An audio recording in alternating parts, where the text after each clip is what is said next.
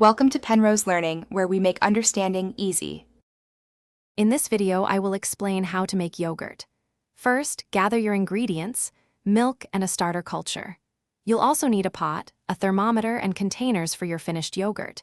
We will cover heating the milk, cooling it, adding the culture, and then incubating it for delicious results.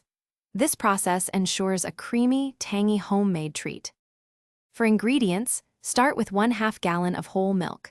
Higher fat content often yields creamier yogurt. You'll also need about 2 tablespoons of plain yogurt with live active cultures as your starter.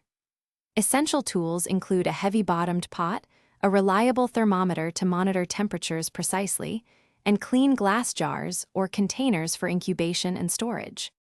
Begin by heating your milk slowly to 180 degrees Fahrenheit, stirring occasionally to prevent scorching. This pasteurization step is crucial.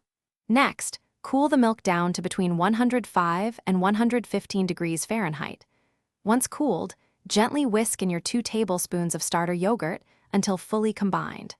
Pour the mixture into your clean jars and incubate for 6 to 8 hours. After incubation, refrigerate your yogurt for at least 4 hours to stop the culturing process and allow it to thicken further. Homemade yogurt can be stored in the refrigerator for up to 10 days. If your yogurt is too thin, try a longer incubation period next time. For a tangier flavor, also increase the incubation time. Remember to check the description for a link to the Shark AI Ultra Robot Vacuum and other great deals.